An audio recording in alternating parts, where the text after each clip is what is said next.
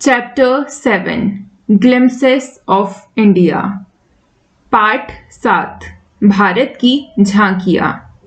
This chapter is divided into 3 parts. The first part is A Baker from Goa by Lucio Rodriguez.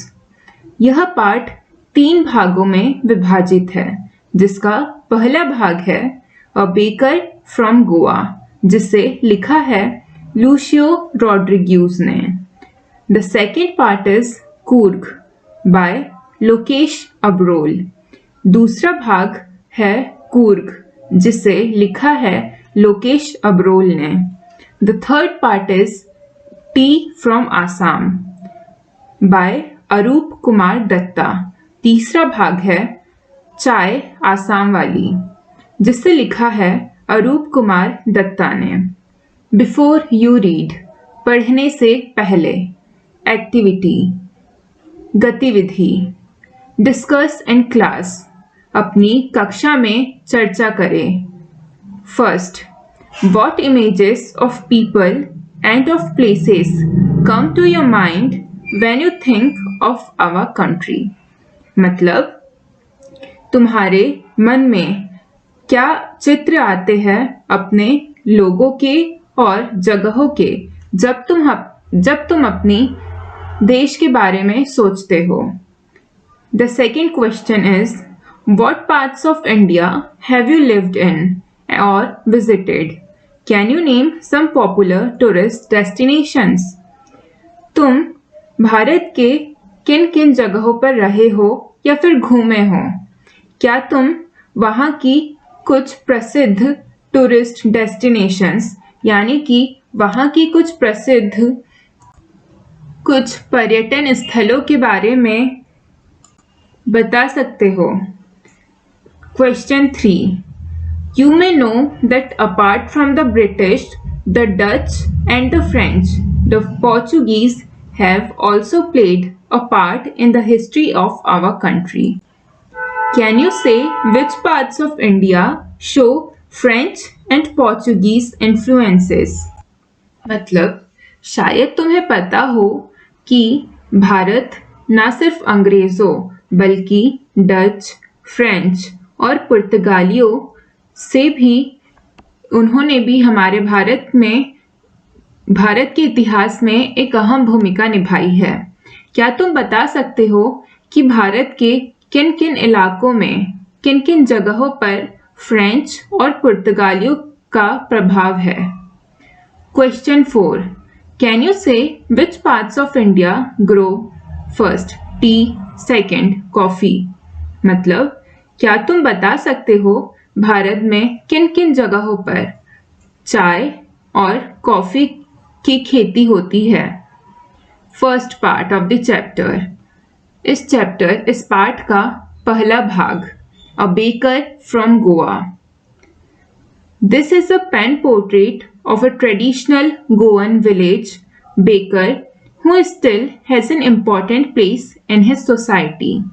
यह एक आत्मकथा है एक परंपरागत गोवा के किसी गांव के बेकर की, जो अभी भी उस सोसाइटी में, उस इलाके में बहुत अहम भूमिका स्थापित करता है. Our elders are often heard reminiscing nostalgically about those good old Portuguese days. हमने हमारे बड़ों को बहुत बार पुर्तगालियों के समय की अतीत की सुखद स्मृतियों में खोया हुआ पाया है. The Portuguese and the famous loaves of bread. पुर्तगाली और उनकी बहुत प्रसिद्ध loaves of bread. loaves एक प्रकार की ब्रेड है. Those eaters of loaves might have vanished, but the makers are still there. शायद वो loaves खाने वाले लोग शायद समाप्त हो गए हैं, लेकिन लोव्स को बनाने वाले अभी भी यहाँ पर है. We still have amongst us the mixers, the molders and those who bake the loaves. हमारे बीच में अभी भी वे लोग हैं जो ब्रेड बनाने के लिए आटा गूंथते थे, जो ब्रेड का सांचा बनाते थे और जो ब्रेड को बेक करते थे। Those age-old, time-tested furnaces still exist. वे पुरानी टेस्टेड यानी परखी गई फर्नेसेस अभी भी यहाँ पर जिंदा है। फर्नेसेस एक प्रकार की भट्टी होती है। The fire in the furnaces has not yet been extinguished. जो आग है उन भट्टियों की वह अभी तक नहीं बुझी है। The third and the jingle of the traditional baker's bamboo heralding his arrival in the morning can still be heard in some places. वह खनखनाहट बेकर के बांस की अभी भी कुछ प्रांतों में उसकी आवाज सुनाई देती है, जिससे हमें पता चलता है कि बेकर आ रहा है।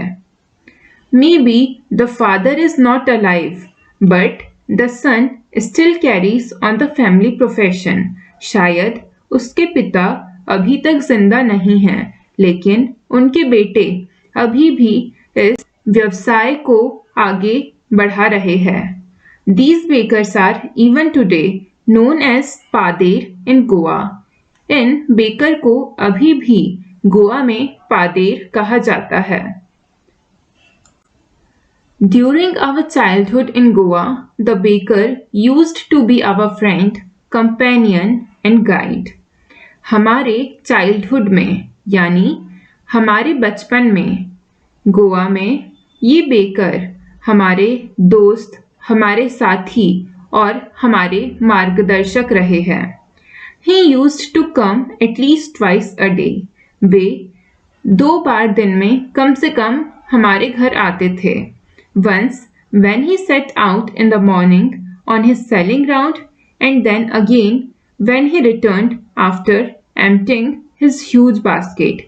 पहली बार वे तब आते थे जब वे सुबह अपनी बेचने के दौरे पर निकलते थे और दूसरी बार तब आते थे जब वे अपनी टोकरी की पूरी ब्रेडों को बेच चुके होते थे। The jingling thud of his bamboo woke us up from sleep and we ran to meet and greet him. उनकी बांस की खनखनाहट हमें अक्सर सुबह उठाया करती थी और हम दौड़कर उनसे मिलने और उन्हें ग्रीट करने यानी उन्हें नमस्कार करने जाया करते थे। Why was it so? ऐसा क्यों था? Was it for the love of the loaf? क्या यह ब्रेड के प्यार की वजह से था? Not at all. नहीं, बिल्कुल नहीं। The loaves were brought by some Pasquin or Bastine, the maid servant of the house. जो ब्रेड थी वो तो हमारे घर पेस्किन और बेस्टीन जो हमारे घर की नौकरें थी वे लेकर आया करती थी। What we longed for were those bread bangles which we choose carefully. लेकिन हम जिस चीज का इंतजार करते थे वह थी ब्रेड जो कि चूड़ियों के आकार की हुआ करती थी, जिसे हम बहुत ही जांच परख कर चुना करते थे। Sometimes it was sweet bread of special make. कुछ बार यह ब्रेड मीठी हुआ करती थी जिसे विशेष तौर पर बनाया जाता था।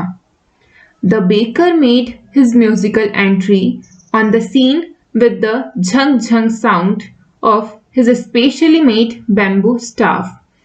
जो बेकर है वो अपनी एंट्री यानी आया करता था झंग झंग आवाज निकालते हुए अपने बांस के टुकड़ों से। One hand supported the basket on his head and the other banged the bamboo on the ground. उसका एक हाथ अपने टोकरी को सिर के ऊपर संभालते हुए रहता था और दूसरा हाथ बांस को पकड़े हुए। He would greet the lady of the house with good morning. वह जो मालकिन होती थी घर की उसे नमस्कार करता था गुड मॉर्निंग यानी सुप्रभात and then place his basket on the vertical bamboo और फिर वो अपनी टोकरी को सीधे बम्बू पर रख दिया करता था. We kids would be pushed aside with a mild rebuke and the loaves would be delivered to the servant. हम बच्चों को वहां से भगा दिया करते थे और जो ब्रेड है उन्हें नौकरों को दी जाती थी. But we would not give up. लेकिन हम हार नहीं मानते थे. We would climb a bench or the parapet and peep into the basket. हम बेंच पर चढ़ जाते थे या फिर हम मुंडेर पर से उसकी टोकरी में ताका झाकी करने लगते थे. Somehow I can still recall the typical fragrance of those loaves. और मैं अभी भी वो जो ब्रेड थी उनकी सेंट को रिकॉल कर पाता हूँ यानी याद कर पाता हूँ. Then we did not even care to brush our teeth or wash our mouth properly. उसके बाद हमें कोई फर्क नहीं पड़ता था कि हमने अपने दांत या मुंह को साफ किया है या नहीं. And why should we? और हमें पढ़ना भी क्यों चाहिए? Who would take the trouble of plucking the mango leaf for the toothbrush? हमें कौन आम की पत्ती तोड़ेगा और टूथब्रश करेगा. And why was it necessary at all? और इसकी ज़रूरत भी क्या है? The tiger never brushed his teeth. Tiger ने तो कभी ब्रश नहीं किया. Hot T could wash and clean up everything so nicely after all. और जब हम गरम चाय पीते हैं तो वो हमारे दांत और मुंह सब कुछ अच्छी तरह से साफ कर देता है. Oral comprehension check. Oral comprehension check. मौखिक उत्तर दीजिए. Question number 1. What are the elders in Goa nostalgic about? Goa के जो हमारे बड़े हैं वे क्या सोचकर स्मृति में खोया हुआ करते हैं. Question number 2. Is bread making still popular in Goa? How do you know? क्या ब्रेड बनाना अभी भी गोवा में बहुत प्रख्यात गतिविधि है? तुम्हें कैसे पता चला? Question number 3. What is the baker called? Baker को क्या कहा जाता है? Question number 4. When would the baker come every day? Why did the children run to meet him? Baker कब आता था दिन भर में और बच्चे उसे मिलने के लिए दौड़ दौड़कर क्यों जाया करते थे? Marriage gifts are meaningless without the sweet bread known as the bowl. जो शादियों के गिफ्ट्स रहते थे उनका कोई मतलब नहीं होता था बिना स्वीट ब्रेड, बिना मीठी ब्रेड के, जिसे कहा जाता है बोल. Just as a party or a feast loses its charm without bread. ऐसे ही जैसे कोई भी पार्टी अपनी रौनक खो देती है बिना ब्रेड के. Not enough can be said to show how important a baker can be for a village. कुछ भी नहीं बताया जा सकता कि एक बेकर कितना इम्पोर्टेंट, कितना महत्वपूर्ण हो सकता है एक गांव के लिए.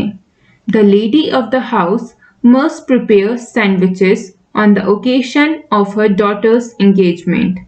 जो मालकिन होती है घर की वह अवश्य ही अपनी बेटी की एंगेजमेंट पर सैंडविचेस बनाया करती है.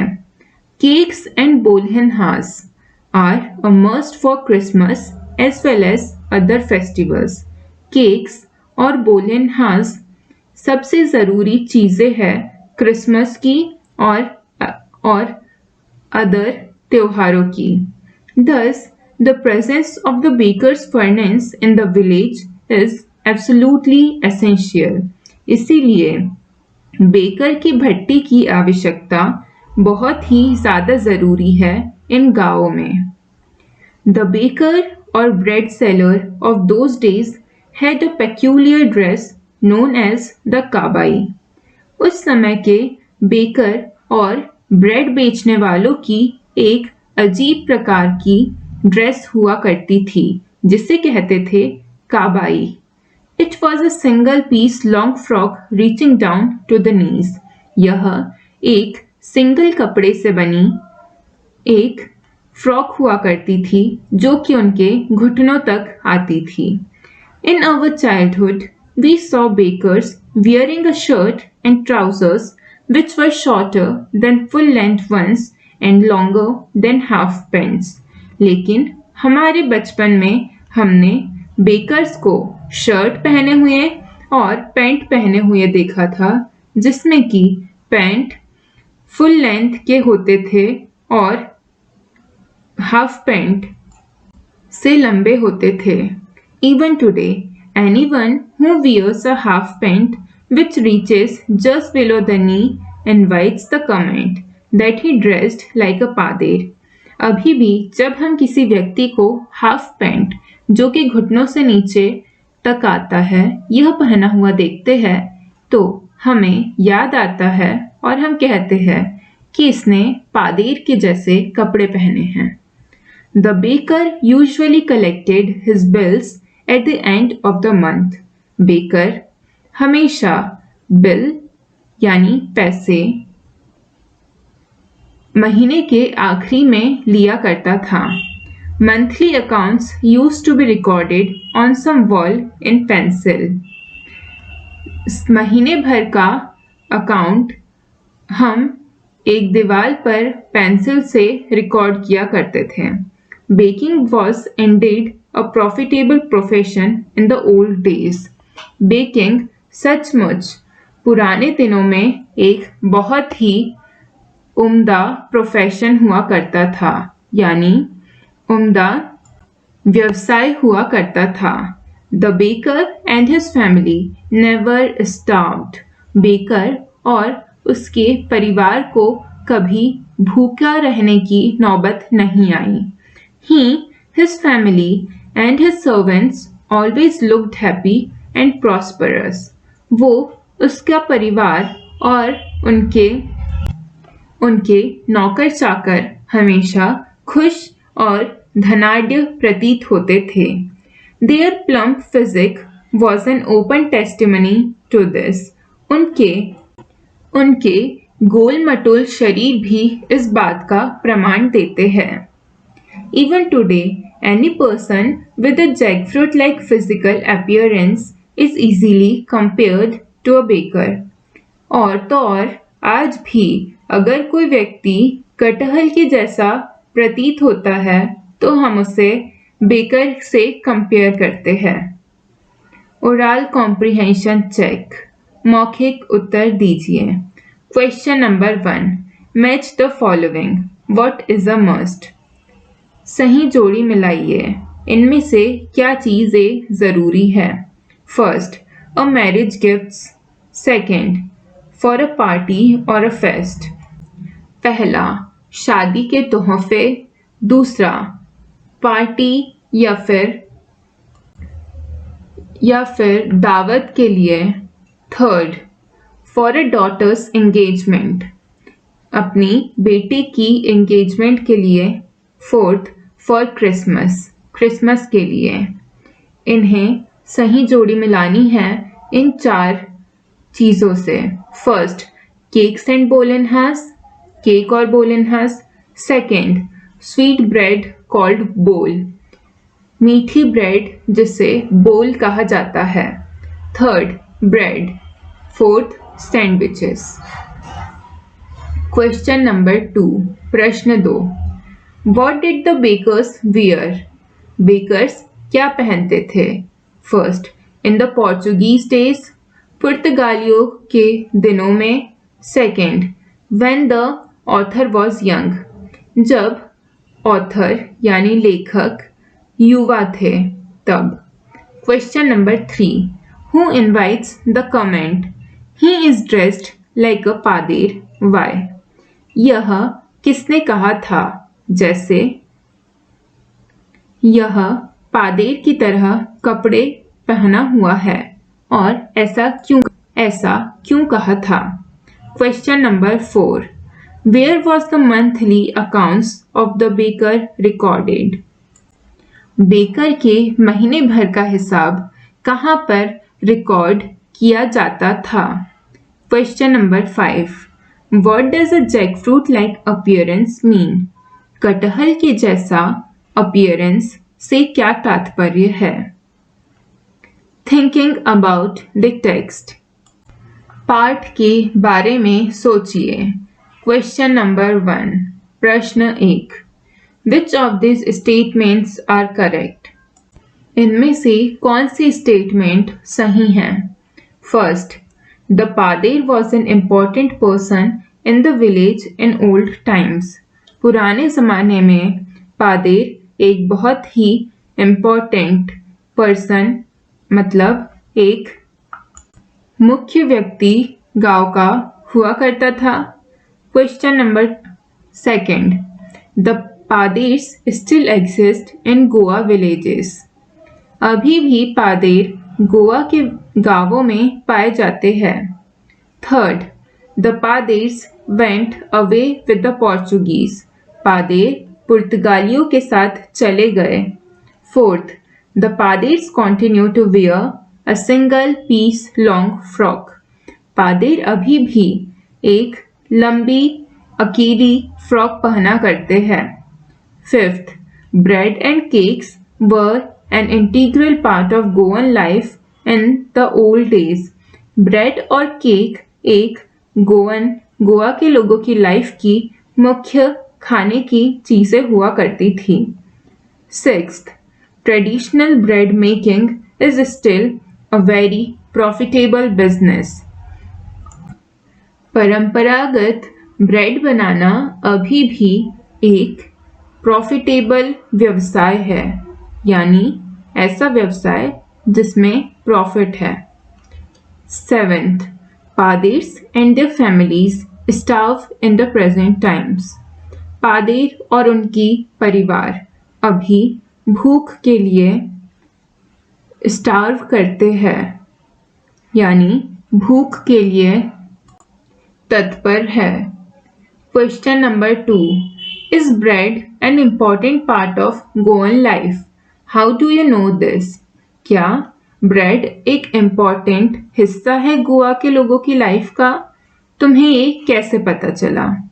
Question number 3, tick the right answer. What is the tone of author when he says the following? सही आंसर को टिक करिए और ऑथर यानी जो लेखक है वे जब इन्हें कह रहे हैं तो वे किस लहजे में कह रहे हैं उसे भी बताइए। First, the third and the jingle of the traditional baker's bamboo can still be heard in some places. Nostalgic, hopeful, sad. परंपरागत बेकर के बांस की खनखनाहट अभी भी कुछ जगहों में सुनी जा सकती है। नॉस्टैल्जिक यानी स्मृति में खोआ हुआ, होपफुल यानी आशावादी, सैड यानी दुखी। Second, maybe the father is not alive but the son still carries on the family profession. Nostalgic, hopeful और सैड। शायद उसके पिता अब नहीं रहे लेकिन उनके बेटे अभी भी परिवार के व्यवसाय को कायम किए हुए हैं। यह ऑथर किस लहजे में बोल रहे हैं? नॉस्टैल्जिक यानी स्मृति में खोए हुए, होपफुल यानी आशावादी या फिर सैड यानी दुखी। Third, I still recall the typical fragrance of those loaves. Nostalgic, hopeful और naughty.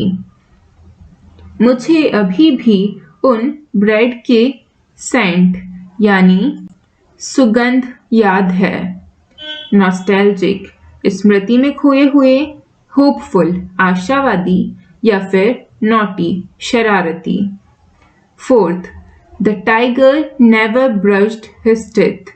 Hot tea could wash and clean up everything so nicely after all. Tiger ने भी कभी दांतों को साफ नहीं किया और आखिरकार चाय हमारे दांतों को अच्छे से धुल भी देती है और साफ भी कर देती है। नॉटी यानी शरारती, एंग्री गुस्से में या फिर फनी मजाकिया लहजे में।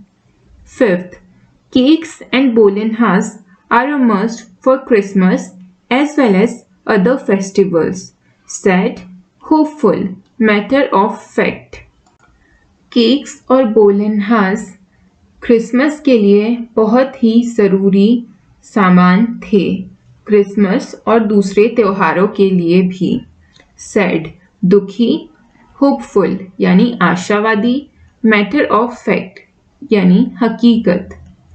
Sixth, The baker and his family never starved. They always looked happy and prosperous. Baker और उसकी परिवार कभी भूख के लिए व्याकुल नहीं हुए। वे हमेशा खुश और धनाढ्य प्रतीत होते थे।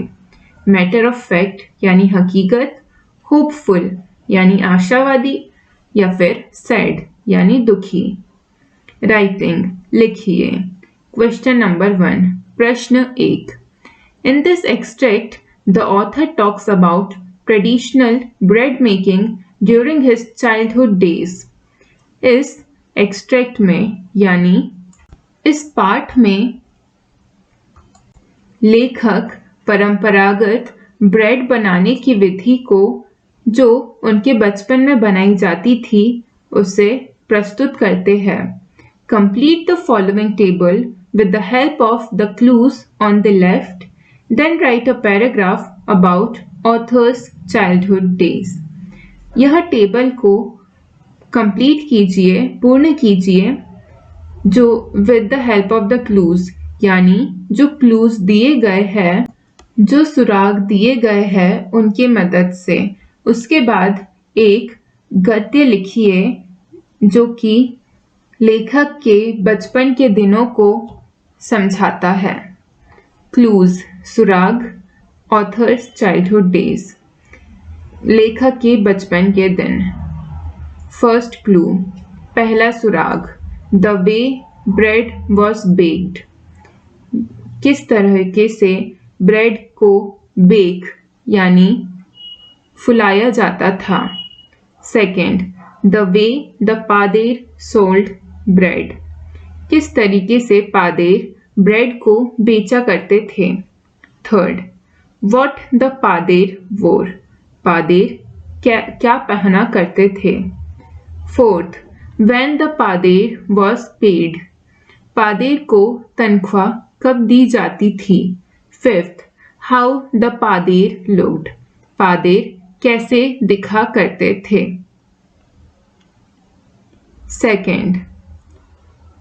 Second question, part 1. Compare the piece from the text on the left below with the other piece on Go On Bakers on the right. What makes the two texts so different?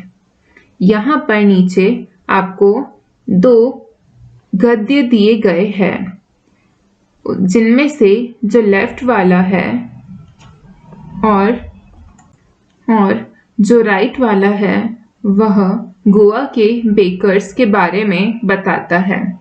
यह दो गद्य किस प्रकार different है। Are the facts the same. जो सुराग इनमें दिए गए हैं, तथ्य इनमें दिए गए हैं, क्या वह सेम है। Do both writers give you a picture of the baker. क्या दोनों ही लेखक आपको बेकर की पिक्चर देते हैं।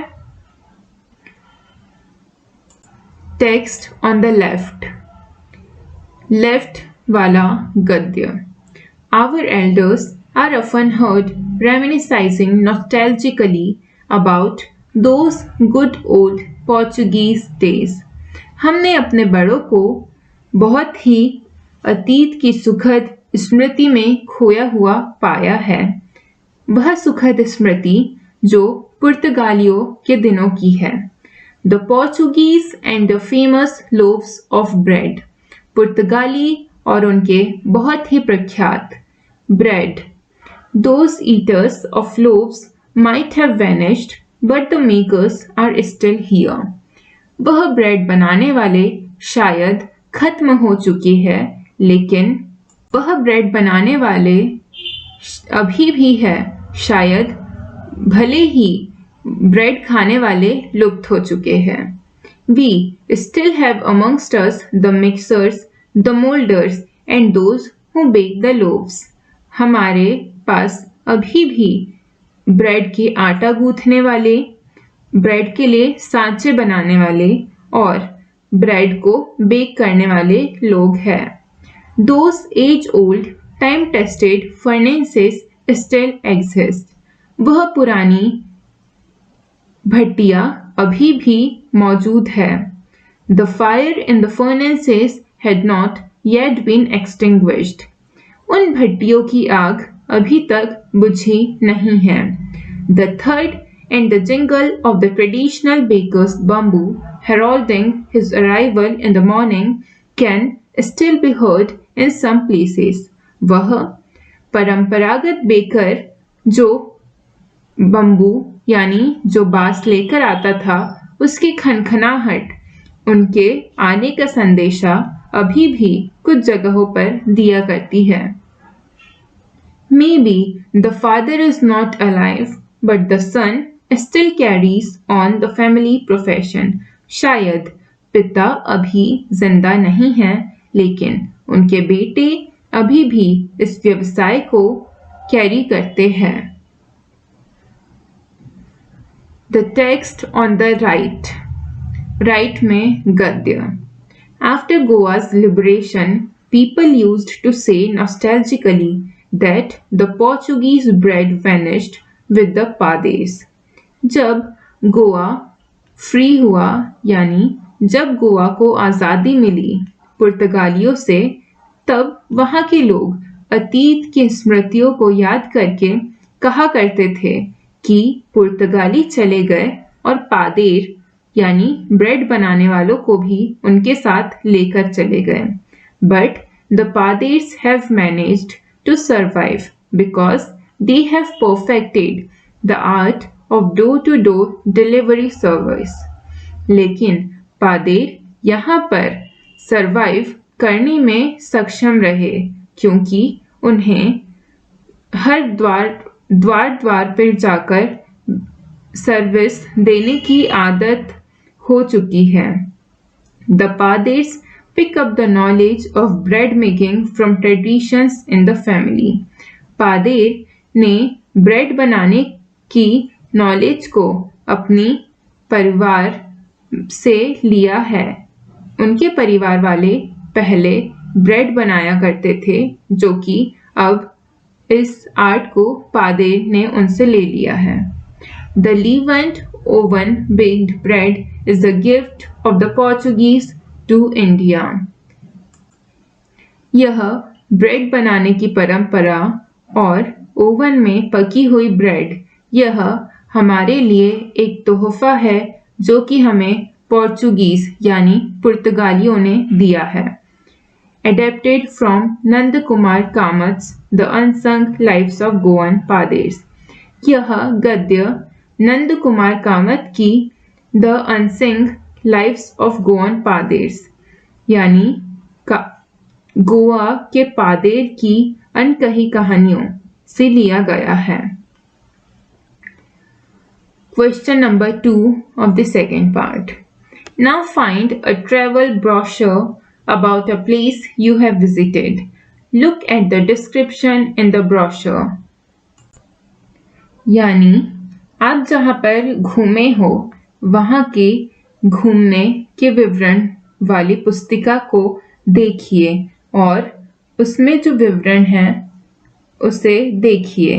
Then write your own account adding details from your own experience. अब अपना खुद से उसे लिखिए और भी ज़्यादा डिटेल्स को उसमें ऐड करिए, ऐसी डिटेल्स जो आपने खुद से महसूस की हो। To give the reader a picture of the place, जिससे कि उसे पढ़ने वाले की आंखों के सामने उस जगह की स्मृति बन जाए। Rather than an impersonal factual description, बिना जबकि ऐसा मत लिखिए कि पढ़ने वालों को के सामने उसकी छवि ना बने और वह बस एक तथ्यात्मक डिस्क्रिप्शन बनकर रह जाए। ग्रुप डिस्कशन, सामूहिक चर्चा। क्वेश्चन नंबर 1, प्रश्न 1। In groups, collect information on how bakeries bake bread now and how the process has changed over time. समूह बनाएं और इस बात की इंफॉर्मेशन इकट्ठा करें कि अभी जो बेकरी है उसमें ब्रेड को कैसे बेक किया जाता है और वह पुराने ज़माने में बेक की गई टेक्निक से कैसे डिफरेंट है। Question number 2, there are a number of craft based professions which are dying out. अभी हमारे पास बहुत सारी ऐसी क्राफ्ट बेस्ड प्रोफेशंस है, यानी कलात्मक व्यवसाय है, जो कि धीरे धीरे लुप्त होते जा रहे हैं। Pick one of the crafts below, नीचे दिए गए कलात्मक कार्यों में से कोई एक चुनो। Make a group presentation to the class about the skills required. फिर तुम एक सामूहिक प्रेजेंटेशन बनाओ जो यह बताती है कि कौन कौन सी कलाएं उस कलात्मक कार्य में लगती है and the possible reasons for the decline of the craft, और यह भी बताओ कि कौन कौन से कारणों की वजह से यह कलात्मक कार्य धीरे धीरे डिक्लाइन यानी लुप्त होता जा रहा है। Can you think of ways to revive these crafts? क्या तुम ऐसी कोई चीजें सोच सकते हो जिससे यह कलात्मक कार्यों को फिर से हमारी देश दुनिया में लाया जा सके। The list of the crafts are, first, pottery, कलात्मक कार्यों की सूची। पहला, पॉटरी यानी मिट्टी के बर्तन बनाने की कला। सेकंड, बैटिक वर्क यानी कपड़ों पर मोम के द्वारा विभिन्न डिजाइन बनाने की विधि। थर्ड, धुर्री रग वीविंग यानी कालीनों पर बुनाई। फोर्थ, एम्ब्रॉयडरी यानी कढ़ाई। फिफ्थ, कारपेंट्री यानी बढ़ाई। सिक्स्थ, बैम्बू वीविंग यानी बांस की बुनाई। सेवेंथ, मेकिंग जूट प्रोडक्ट्स यानी जूट से बनाने वाले प्रोडक्ट्स। एट्थ, हैंडलूम यानी हथकरघा। Second part of the chapter, इस पाठ का दूसरा भाग, Coorg. Coorg is a coffee country famous for its rainforests and spices. Coorg एक कॉफी वाला देश है जो अपने रेन फॉरेस्ट यानी वर्षा वनों के कारण और स्पाइसेस यानी मसालों के लिए प्रसिद्ध है। Midway between Mysore and the coastal town of Mangalore sits a piece of heaven that must have drifted from the kingdom of God. Mysore और मैंगलोर के बीच में एक जन्नत है जो शायद स्वर्ग से ली गई है. This land of rolling hills is inhabited by a proud race of martial men. यह जगह जिसमें बहुत सारी पहाड़ियां है और जो कि ऐसे मार्शल मैन यानी युद्ध संबंधी आदमियों की एक जातियां यहाँ पर निवास करती है. Beautiful women and wild creatures. सुंदर औरतें और जंगली जानवर. कूर्ग और Kodagu the smallest district of Karnataka. Coorg जिसे कोडागु भी कहा जाता है, यह एक छोटी सी सबसे छोटी डिस्ट्रिक्ट है कर्नाटका की. Is home to evergreen rain forests, spices and coffee plantations. Coorg हमेशा हरी रहने वाले वर्षावनों, स्पाइसेस यानी मसालों और कॉफी प्लांटेशंस यानी कॉफी के पेड़ों के लिए घर जैसा है. Evergreen rain forests cover 30% of this district. हमेशा हरे रहने वाले वर्षावन यहाँ इस डिस्ट्रिक्ट का लगभग 30% हिस्सा कवर करते हैं. During the monsoons it pours enough to keep many visitors away. बारिश के मौसम में यहाँ पर इतनी बारिश होती है कि लोग या विजिटर्स यहाँ पर आ नहीं पाते हैं. The season of joy commences from September and continues till March. यह खुशी का सीजन, खुशी का मौसम सितंबर से शुरू होता है और मार्च तक चलता है. The weather is perfect. वहाँ का वातावरण एकदम परफेक्ट होता है. With some showers thrown in for good measure.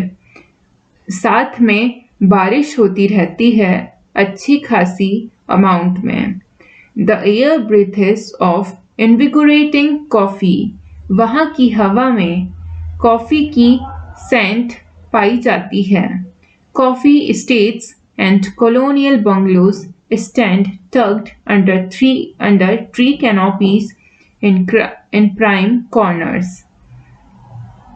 Coffee की खेती करने वाले जागीरों के घर और अंग्रेजों के ज़माने के बंगलो यहाँ पर पेड़ों के नीचे छुपे हुए रहते हैं.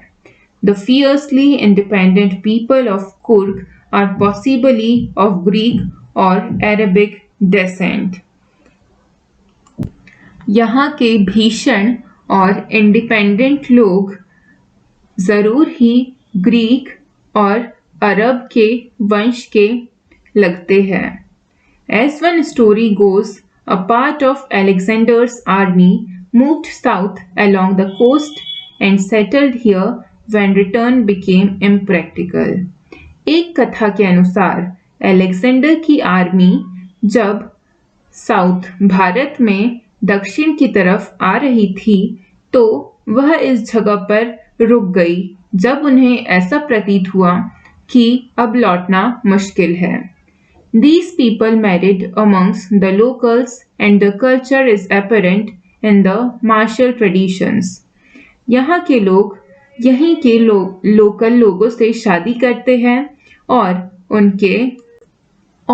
उनका कल्चर युद्ध संबंधित है. Marriage and religious rites which are distinct from Hindu mainstream. उनके तौर तरीके, शादी ब्याह के तरीके और रस्में हिंदू से एकदम भिन्न हैं. The theory of Arab origin draws support from the long black coat with the embroidered waist belt worn by Kodavus. ऐसी थ्योरी जिसमें कहा जाता है कि यह अरब के वंश के हैं यह इसलिए कहा जाता है क्योंकि उनके कपड़े जो ब्लैक कोट है और एम्ब्रॉयडर्ड यानी कढ़ाई किया हुआ बेल्ट जो वे पहनते हैं कोदावूज लोग, उन लोगों की वजह से ऐसा कहा जाता है कि यह अरब के वंशज है। Known as kufiya is resembles the kufiya worn by Arabs and the Kurds। जो ये लोग जैसे कुपिया कहते हैं उसे अरब के लोग कुफिया कहते हैं। जो अरब के लोग और कुर्द जो है वे लोग इसे पहना करते हैं। Kurdi homes have a tradition of hospitality and they were more than willing to recount numerous tales of valor related to their sons and fathers।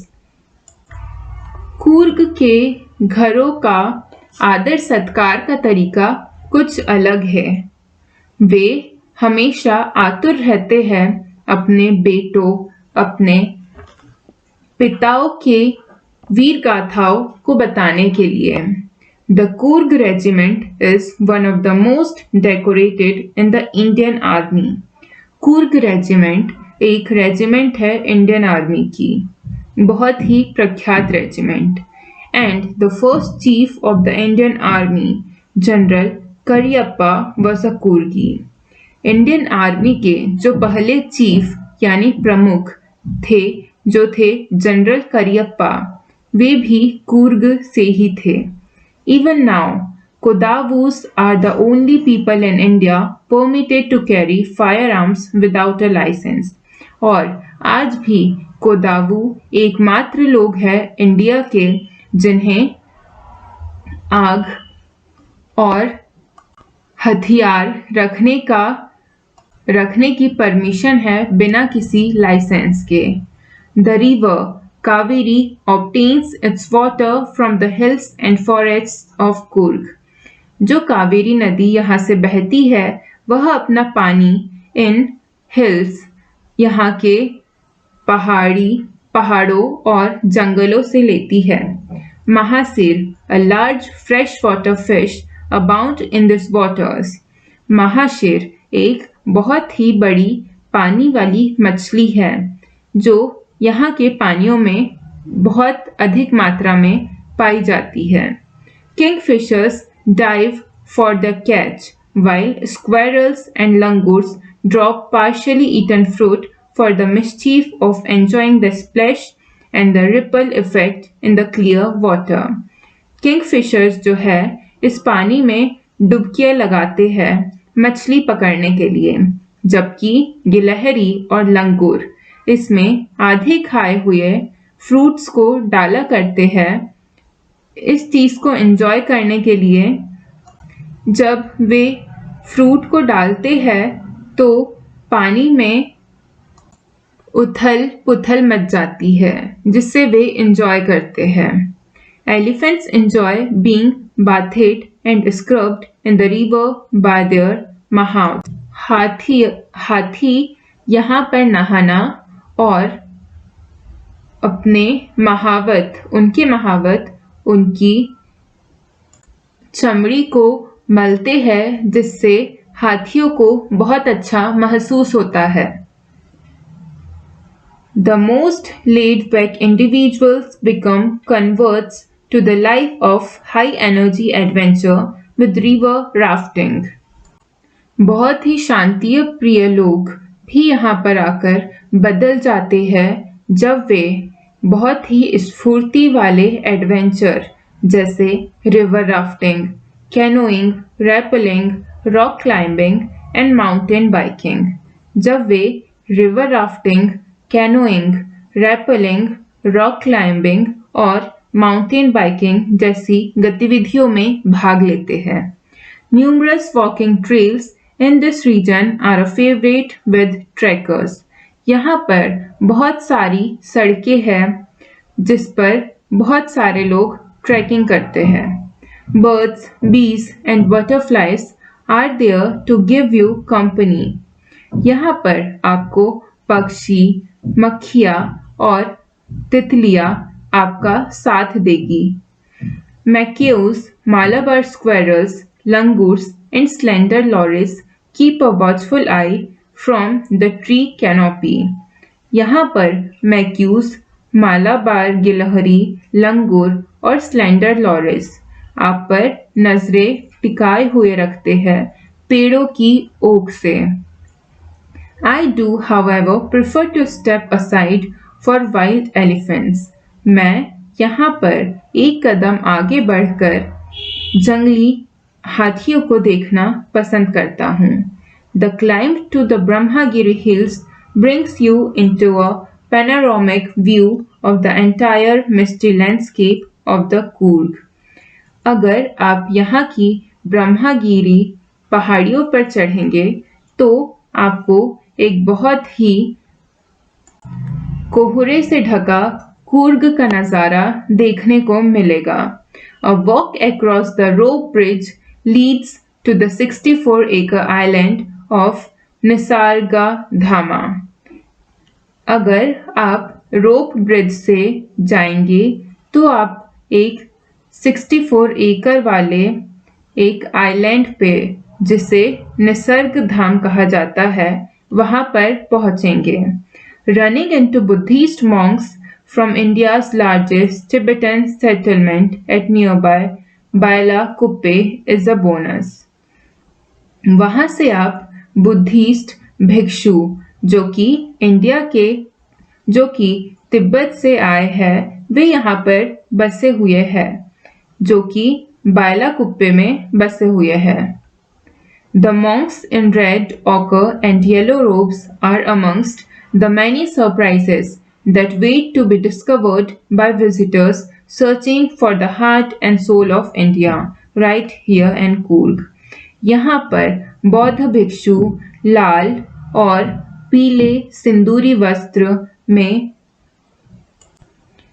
बसे हुए हैं और वे हमें एक प्रकार का सरप्राइज देते हैं जब विजिटर्स यानी घूमने वाले व्यक्ति उन्हें ढूंढ रहे होते हैं और वे उन्हें दिख जाते हैं।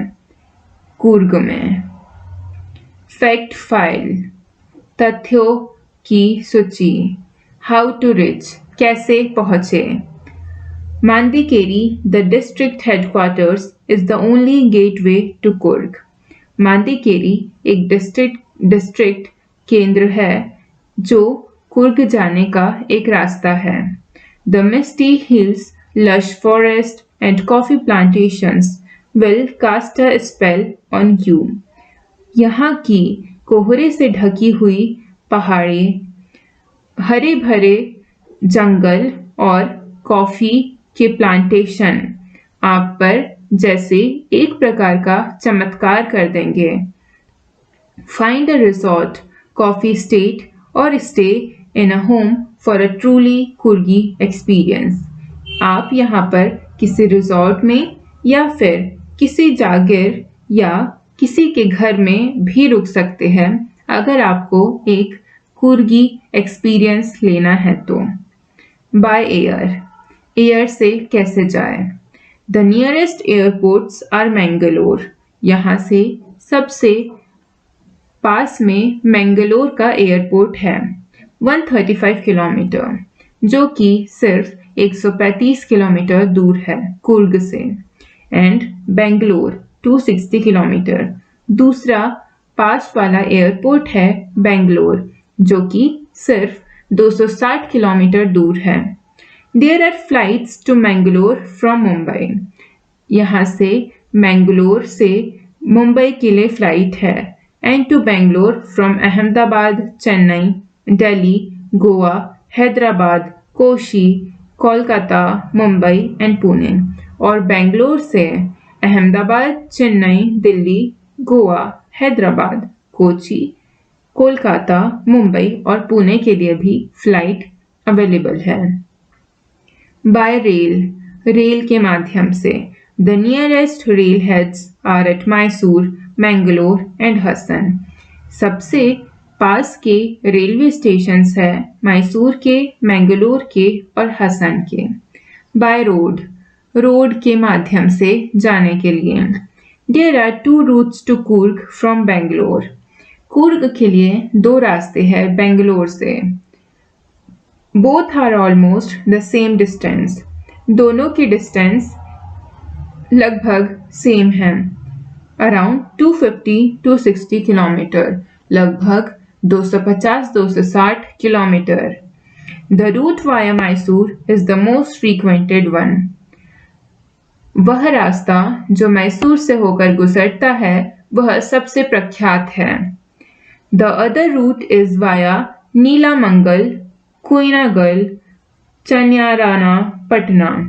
और जो दूसरा रास्ता है वह नीलामंगल से होते हुए कुनीगल, चांद्रायाना, पटना से होते हुए कूर्ग को जाता है। Thinking about the text. गद्य के बारे में सोचिए। Question number 1, Where is Coorg? Coorg कहाँ पर है? Question number 2, What is the story about the Kodavu people's descent?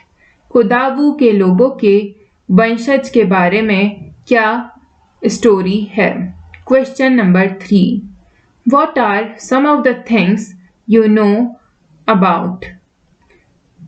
इनमें से कौन सी चीजों के बारे में आपको पता है?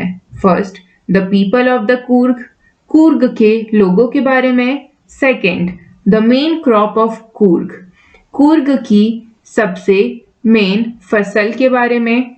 Third, the sports it offers to tourists, तीसरा, कौन कौन से गेम्स या फिर स्पोर्ट्स कूर्ग वहाँ के लोगों को प्रोवाइड करता है, टूरिस्ट्स को। Fourth, the animals you are likely to see in Coorg, कौन कौन से जानवरों को आप कूर्ग में पा सकते हैं। Fifth, its distance from Bangalore and how to get there, Coorg की डिस्टेंस बेंगलोर से कितनी है और वहां पर कैसे पहुंचा जा सकता है। Question number 4, here are 6 sentences with some words in italics. यहाँ पर 6 sentences है जिनमें कुछ वर्ड इटैलिक भाषा में हैं। Find phrases from the text that have the same meaning. Look in the paragraphs indicated. उन शब्दों को पहचानिए जिनका सेम मतलब है और जो पैराग्राफ यहाँ पर दिए गए हैं उसमें उन्हें देखिए। First, during monsoons, it rains so heavily that tourists do not visit Coorg. In paragraph 2, बरसात के मौसम में यहाँ पर इतनी ज़्यादा बारिश होती है कि टूरिस्ट कूर्ग नहीं आते। पैराग्राफ 2 में देखिए। Second, some people say that Alexander's army moved south along the coast and settled there. Paragraph 3, कुछ लोगों का कहना है कि अलेक्जेंडर की आर्मी दक्षिण की ओर बढ़ी थी और यहीं पर बस गई। पैराग्राफ 3 में देखिए। Third, the Coorg people are always ready to tell stories of their sons and fathers valour. Paragraph 4, Coorg के लोग हमेशा तैयार रहते हैं अपने बेटों और अपने पिता की वेलर यानी उनकी बहादुरी की गाथाएं सुनाने के लिए। पैराग्राफ 4 में देखिए। Fourth, even people who normally lead an easy and slow life get smitten by the high energy adventure sports of Coorg.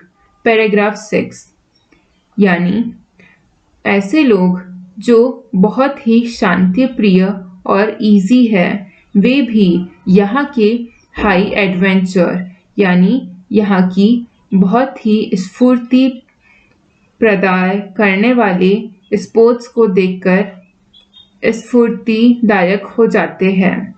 Paragraph 6 में देखिए। Fifth, the theory of the Arab origin is supported by the long coat with embroidered waist belt they wear. Paragraph 3, ऐसी theory जो बताती है कि कुर्ग के लोग अरब के वंशज हैं, जो इस बात से प्रमाणित करते हैं कि जो लंबा कोट कुर्गी लोग पहनते हैं और जो बेल्ट, कमर में बांधने वाला बेल्ट वे पहनते हैं, वह अरब के ओरिजिन का है। Paragraph 3। 6th, Macaws, Malabar squirrels observe you carefully from the tree canopy. Paragraph 7. Macaws, Malabar गिलहरियां, ध्यान से देखिए जो ट्री से, जो पेड़ों की ओंक से झांकते हैं। पैराग्राफ 7 से देखिए। Thinking about language. Thinking about language, भाषा के बारे में सोचिए। कोलोकेशंस, कोलोकेशंस यानी जगह या स्थिति। Certain words go together. Such word friends are called collocations. कुछ शब्द जो एक साथ जाते हैं उन्हें collocations कहा जाता है। The collocation of a word is the company it keeps. किसी शब्द का collocation यानी जगह या स्थिति वह कंपनी यानी उसके आसपास की स्थिति के साथ कनेक्टेड रहती है।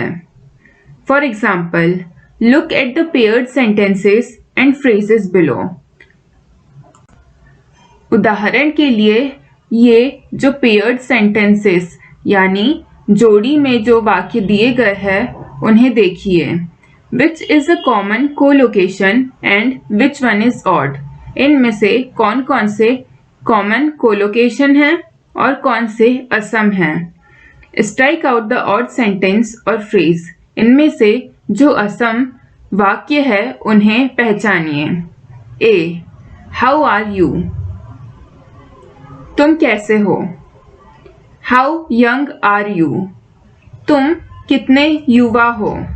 बी, अ प्लीजेंट पर्सन, एक सुखद व्यक्ति। अ प्लीजेंट पिलो, एक सुखद तकिया। क्वेश्चन नंबर 1, प्रश्न 1। Here are some nouns from the text. यहाँ पर कुछ संज्ञा दिए गए हैं जो कि टेक्स्ट यानी पाठ से दिए गए हैं। Culture, monks, surprise, experience, weather, tradition. Culture यानी परंपरा, मॉन्क्स यानी भिक्षु, सरप्राइज यानी आश्चर्य, एक्सपीरियंस यानी अनुभव, वेदर यानी मौसम, ट्रेडिशन यानी परंपरा। Work with the partner and discuss which of the nouns can collocate with which of the adjectives given below. The first one has been done for you.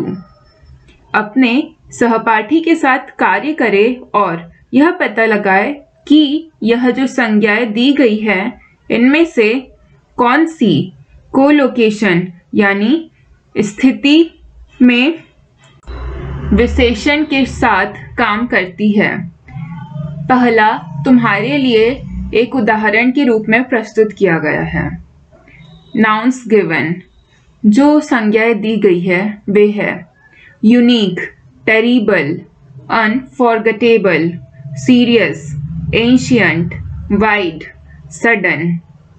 जिनका मतलब है यूनिक, यूनिक का मतलब सबसे अलग, टेरिबल मतलब भयानक, अनफॉरगेटेबल यानी जिसे भुलाया ना जा सके, सीरियस यानी गंभीर, एंशियंट यानी पुराना, वाइड यानी चौड़ा, सडन यानी एकदम से।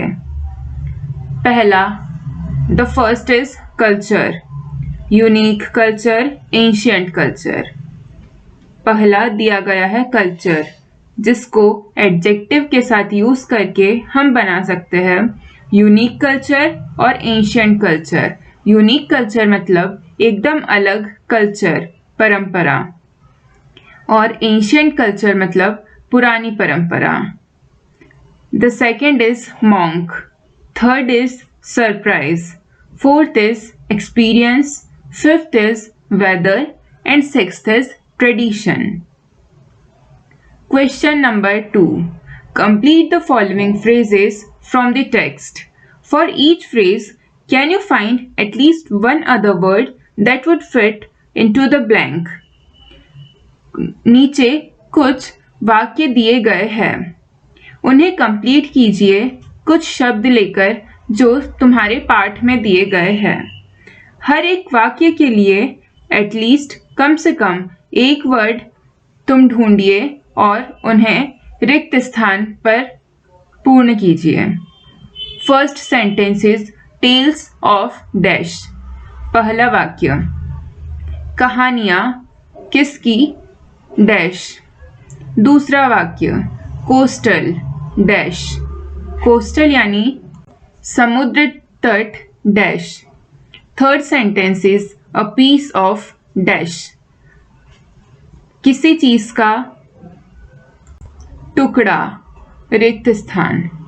फोर्थ, एवरग्रीन, हमेशा हरा रहने वाला dash.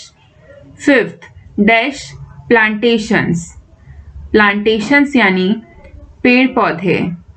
Sixth, dash bridge.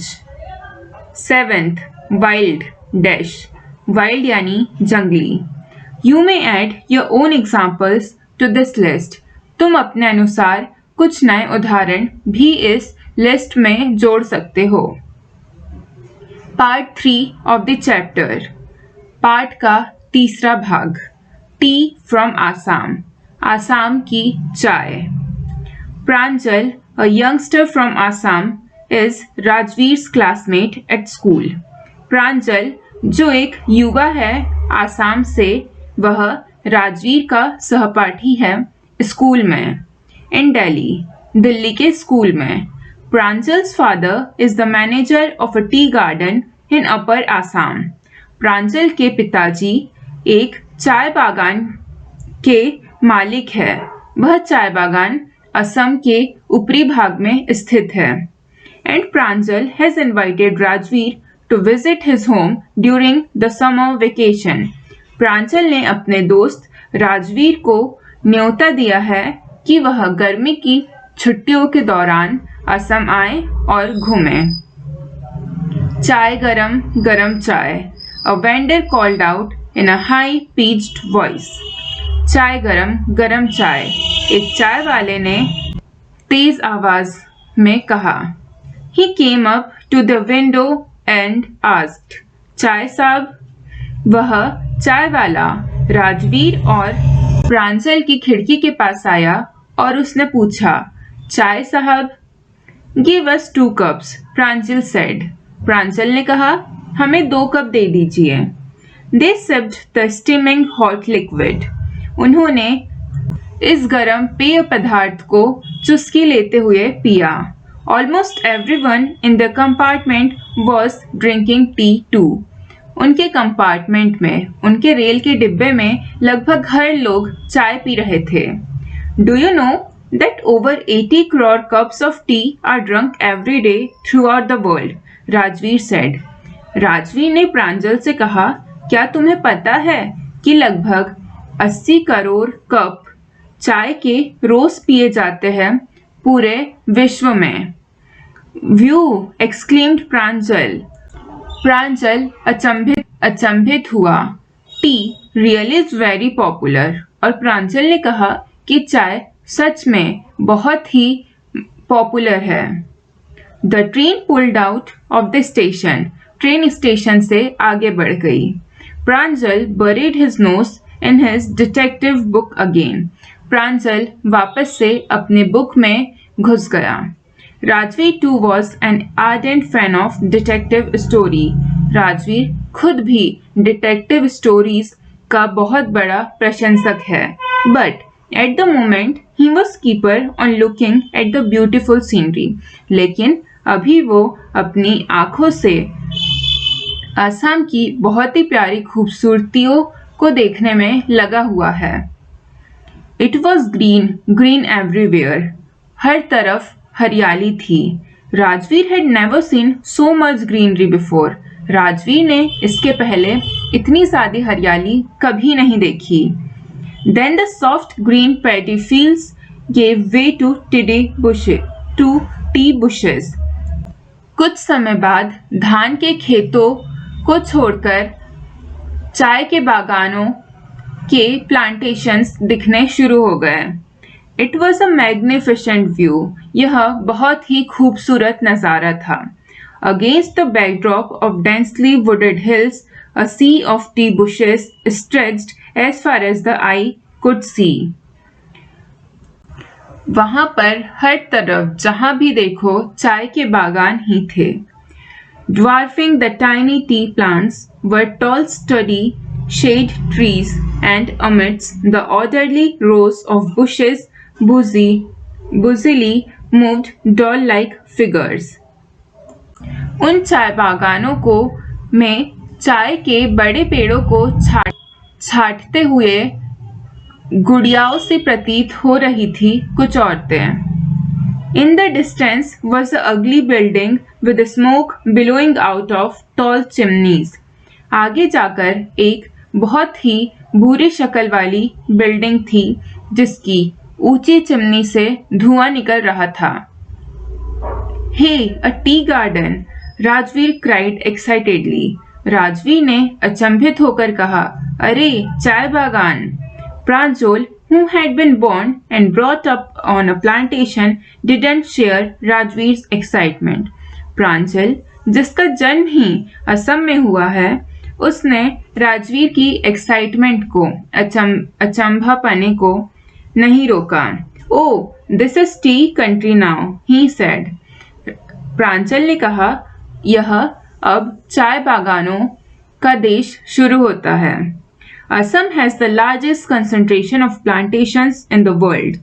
Assam में सबसे ज़्यादा चाय बागान हैं दुनिया भर के। You will see enough gardens to last you a lifeline.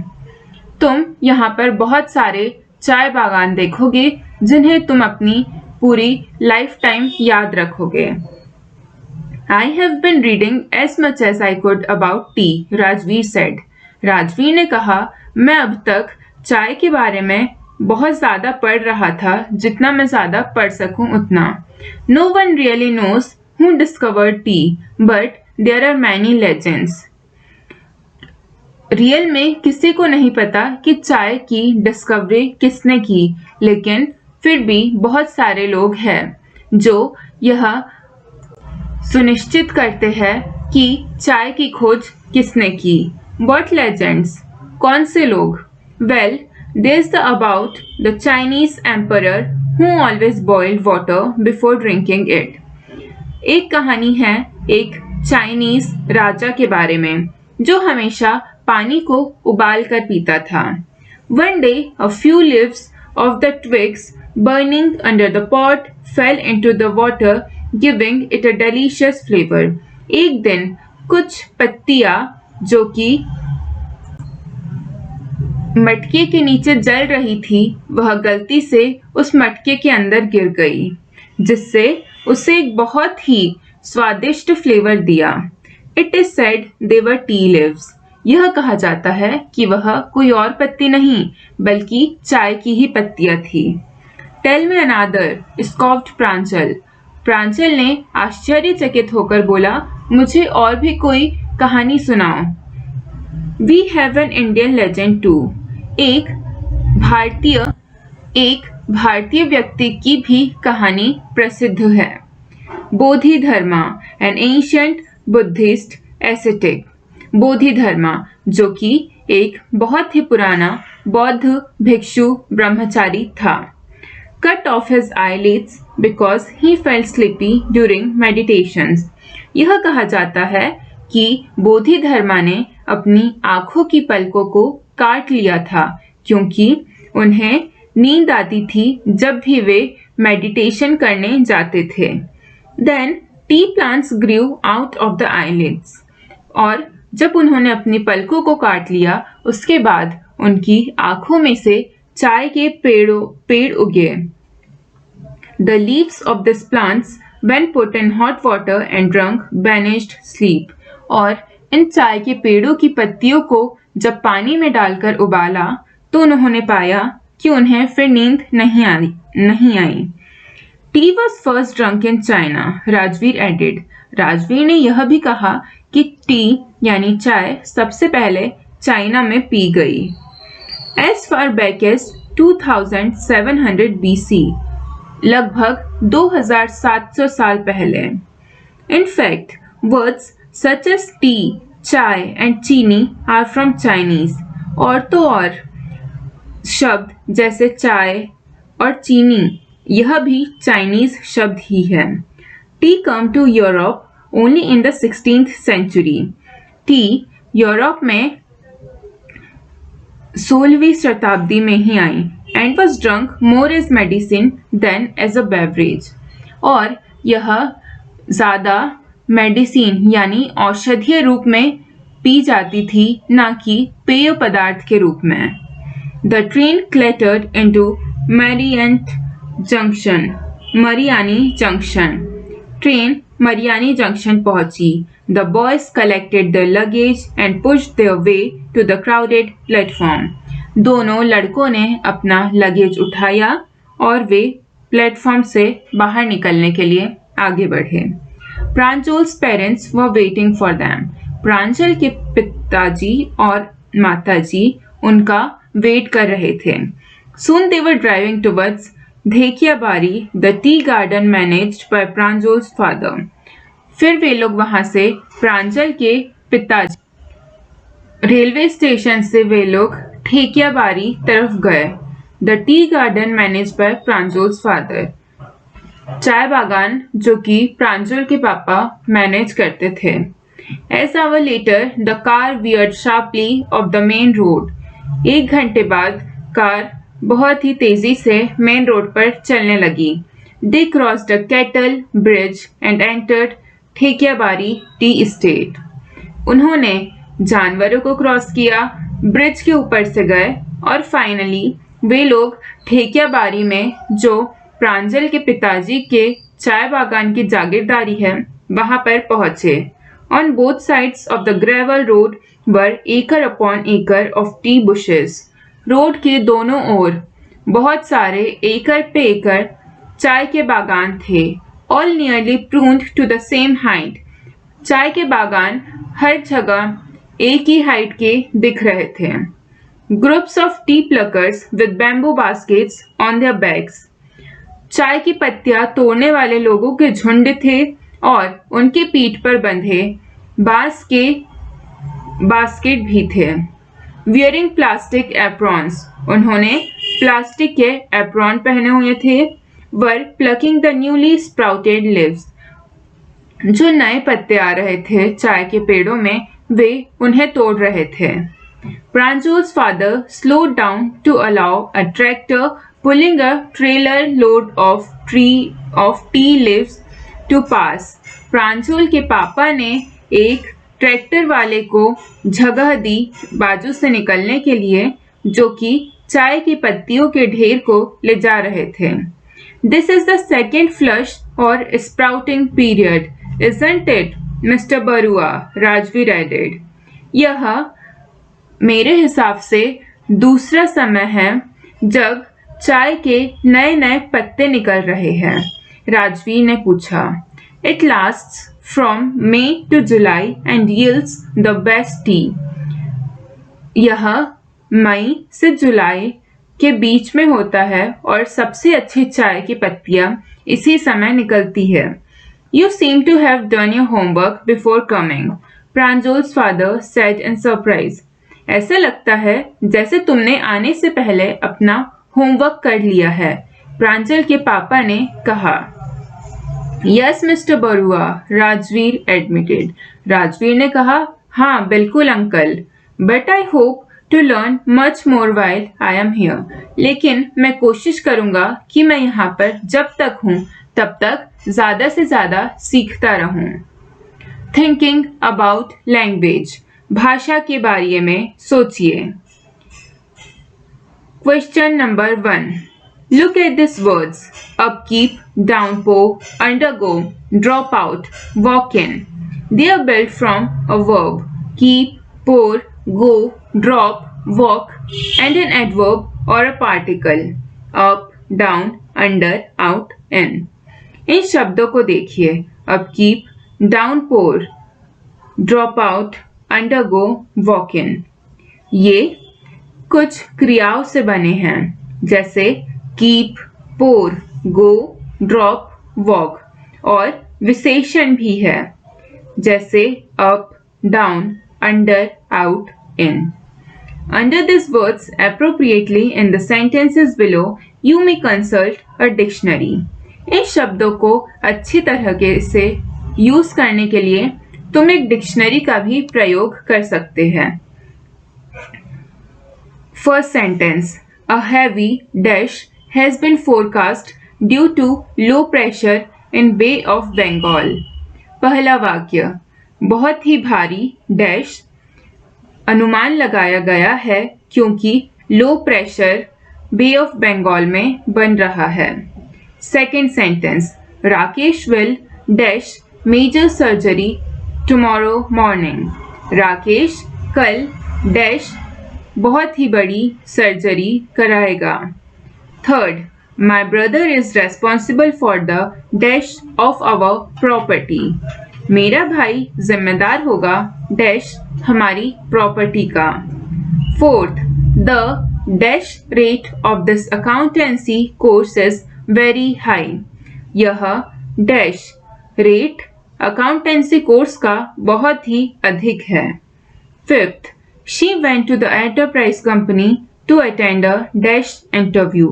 वह एंटरप्राइज कंपनी में गई क्योंकि उसे डैश इंटरव्यू को अटेंड करना था.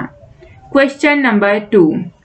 Now fill the blanks in the sentences given below by combining the verb given in the brackets with one of the words from the box as appropriate.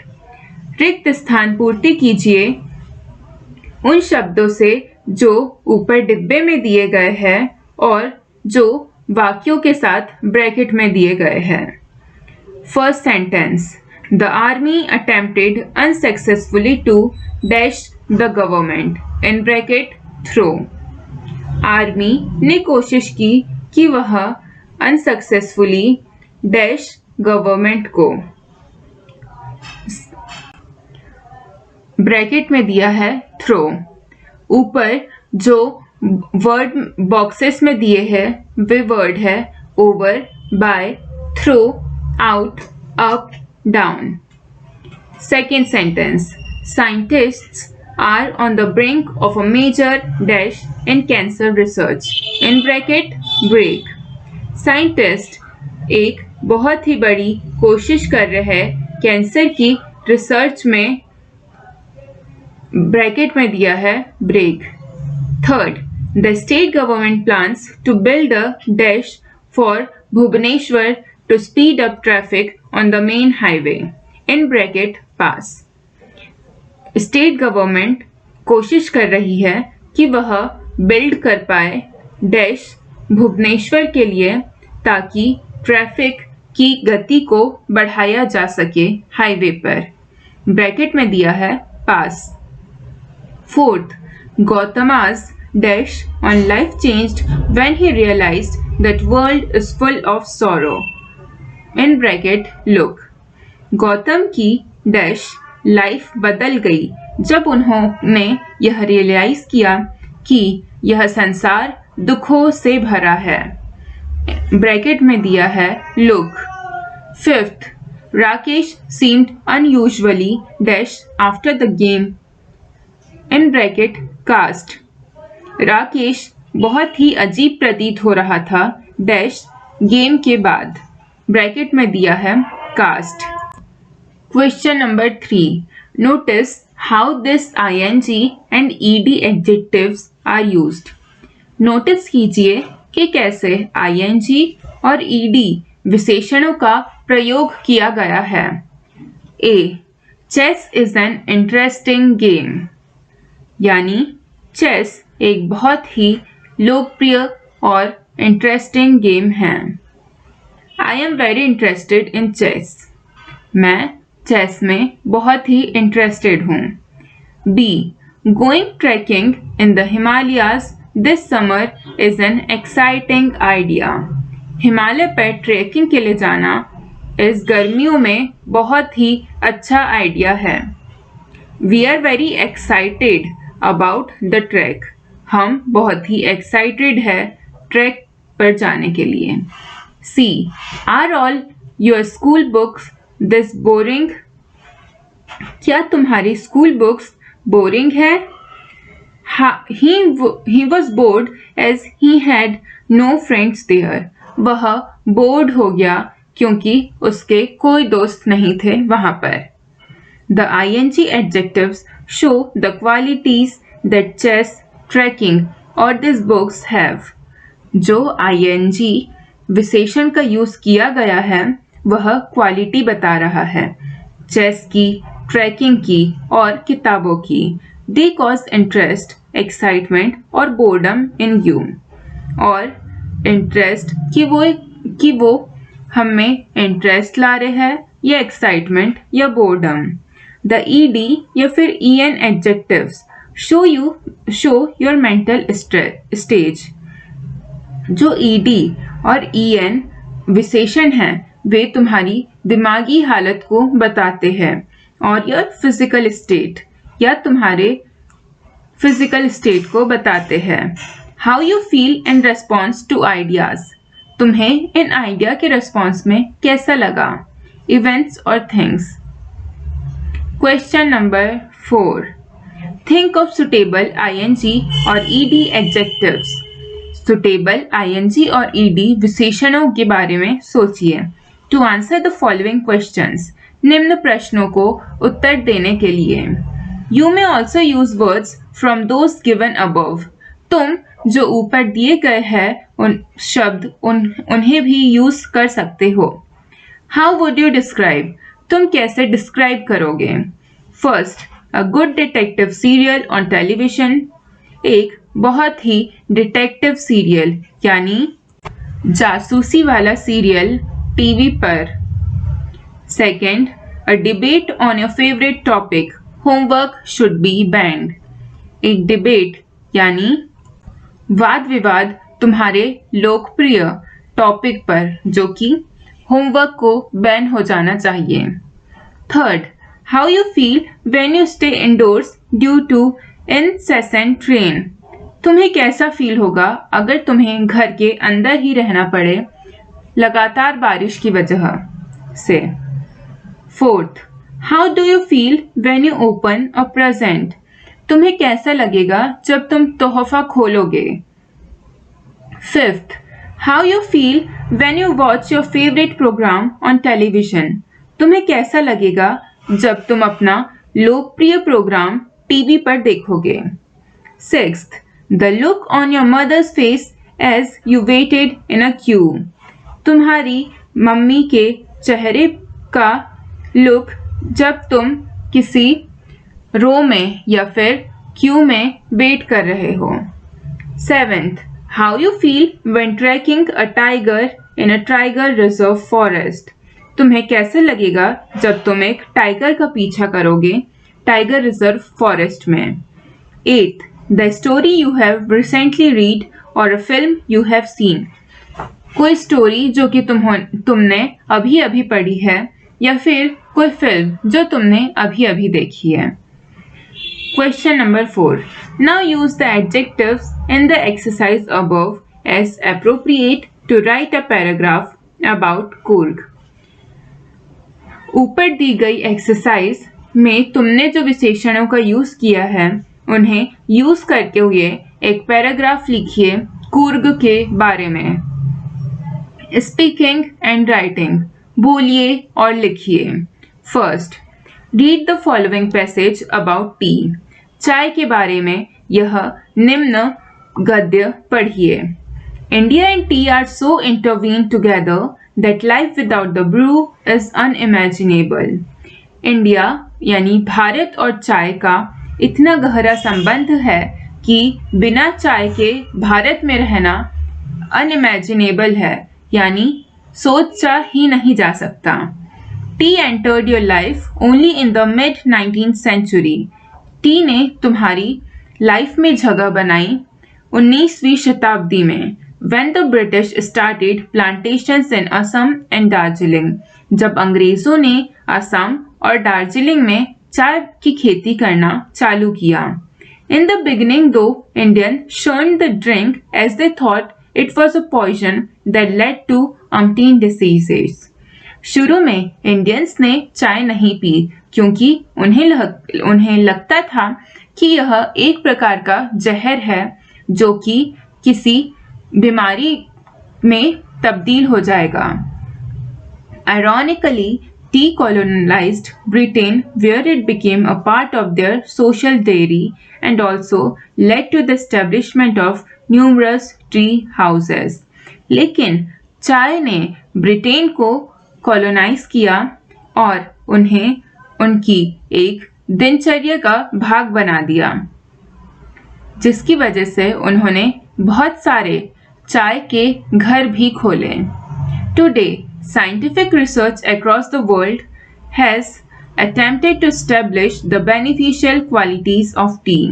आज scientist अपने research करके कोशिश कर रहे हैं कि वे चाय की अच्छी से अच्छी क्वालिटी को बना पाए, a fact that Japanese and the Chinese knew anyway from ancient times, attributing to it numerous medicinal properties. वह चीज़ जो जापानीज और चाइनीज बहुत पुराने सालों से कोशिश कर रहे हैं कि ज़्यादा से ज़्यादा औषधीय गुण ला सके चाय में। सोर्स, इसका सोर्स है history tea any time by Ranjit Biswas from literary review the Hindu 1 October 2006। Collect information about tea. चाय के बारे में इंफॉर्मेशन इकट्ठा कीजिए। फॉर एग्जाम्पल, जैसे its revolution as a drink, इसका इवोल्यूशन एक पेय पदार्थ के रूप में, इट्स बेनिफिशियल क्वालिटीज, इसकी बेनिफिट देने वाली qualities. You can consult an encyclopedia और विजिट इंटरनेट वेबसाइट, तुम एक इंसाइक्लोपीडिया की भी मदद ले सकते हो या फिर इंटरनेट की वेबसाइट पर भी देख सकते हो। Then form groups of 5 and play the following roles. फिर 5-5 लोगों का समूह बनाओ और यह निम्न रोल को प्ले करो। Imagine a meeting of a tea planter, a sales agent, a tea lover, consumer, a physician and a tea shop owner. किसी चाय के प्लांटर की मीटिंग को एज्यूम कीजिए जिसमें कोई चाय बेचने वाला, कोई चाय पीने वाला, कोई फिजिशियन और कोई चाय की दुकान का मालिक। Each person in the group has to put forward his or her views about tea. इस समूह के हर लोगों को अपने अपने विचार प्रदर्शित करने हैं कि वे चाय के बारे में क्या सोचते हैं। You may use the following words and phrases. तुम निम्न दिए गए शब्दों को या वाक्यों को यूज कर सकते हो। आई फील, मैं महसूस करता हूँ। It is important to know, यह जानना ज़रूरी है। आई डिसअग्री विद यू, मैं तुम्हारे साथ अग्री नहीं करता। आई थिंक दैट टी, मैं यह सोचता हूँ कि चाय। I would like you to know, मैं तुम्हें बताना चाहता हूँ। आई एग्री विद, मैं सहमत हूँ। इट इज़ माई फीलिंग, यह मेरी इच्छा है। आई सजेस्ट, मैं यह सजेस्ट करता हूँ। मे आई नो वाई यू, क्या मैं जान सकता हूँ कि तुम क्यों। आई एम अफ्रेड, मैं डरा हुआ हूँ। Question number 2, you are the sales executive of a famous tea company and you have been asked to draft an advertisement for the product.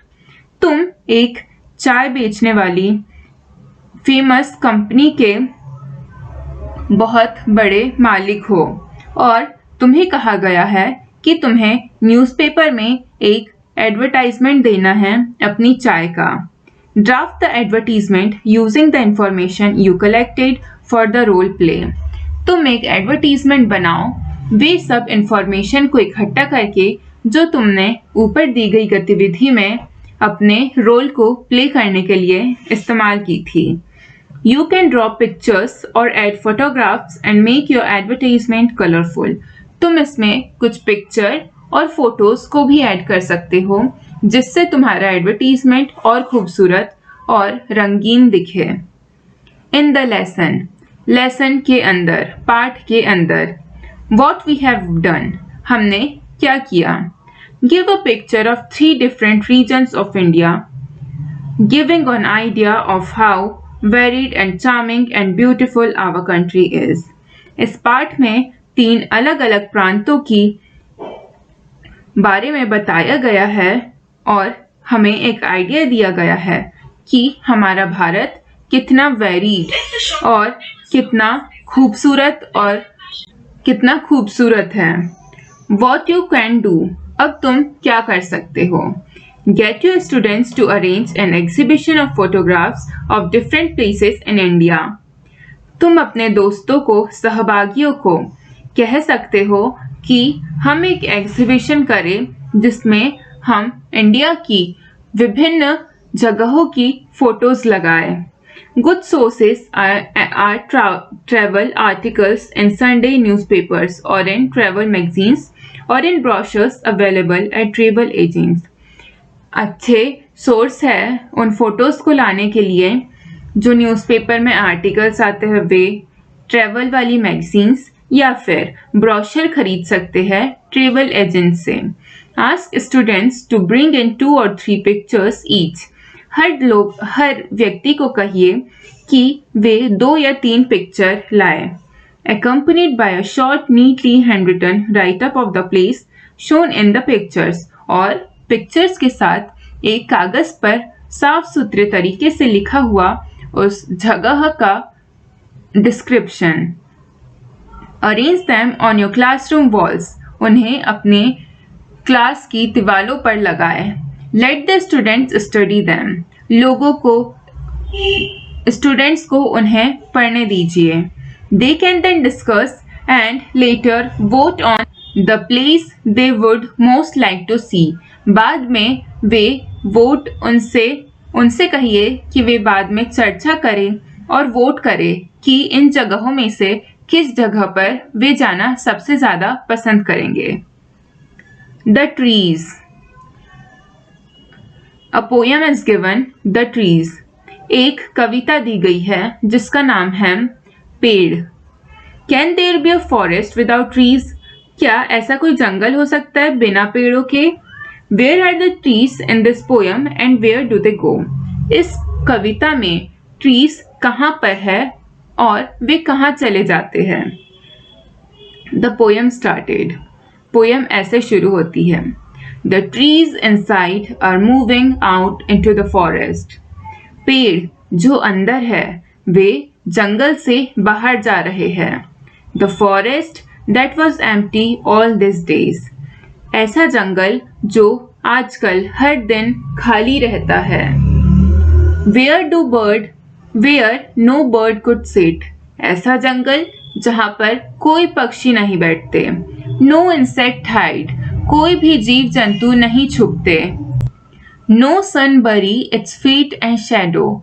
कोई सूरज अपने पैरों को शैडो में नहीं छुपाता।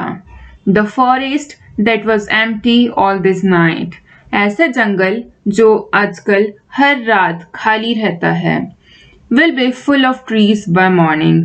और सुबह होते ही पेड़ों से भर जाता है। All night the roots work.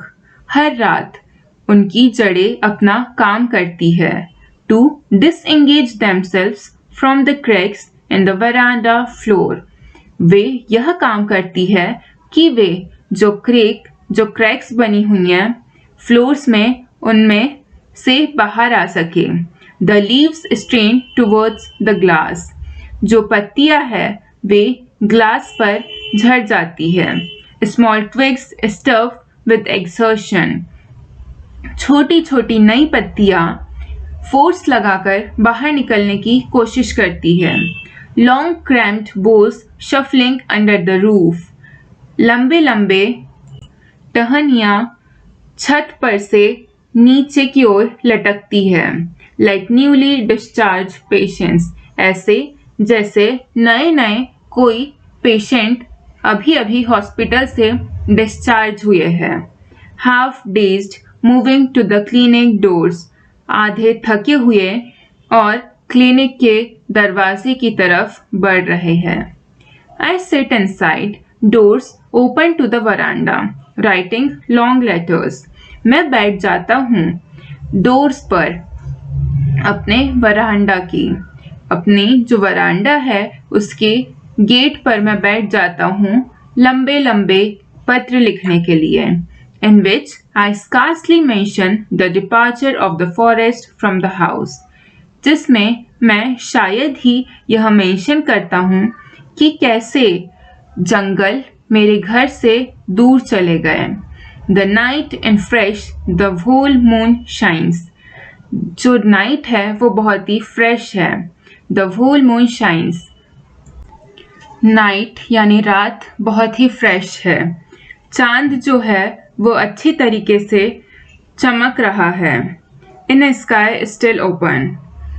आसमान जो अभी भी खुला हुआ है. The smell of leaves and lichen. पत्तियों की और काई की smell still reaches like a voice into the rooms. अभी भी मेरे कमरे में आ रही है इस प्रकार से जैसे कोई आवाज आती है. My head is full of whispers. मेरा दिमाग फुल हो चुका है फुसफुसाने से. Which tomorrow will be silent. जो कल एकदम खामोश हो जाएगा. Listen, the glass is breaking. सुनो, कांच टूट रहा है. The trees are stumbling forward. पेड़ आगे की ओर झुक रहे हैं. Into the night. रात में ही. Winds rush to meet them. हवा बहुत ही तेज चल रही है उससे मिलने के लिए. The moon is broken like a mirror. चांद कांच की तरह टूट गया है. The pieces flash now in the crown of the tallest oak. और उसके टूटे हुए पीसेस गिर रहे हैं जो सबसे ऊंचे ओक का पेड़ है उसके ऊपर. The poem by Adrienne Rich. यह पोयम की लेखिका है एड्रीने रिच.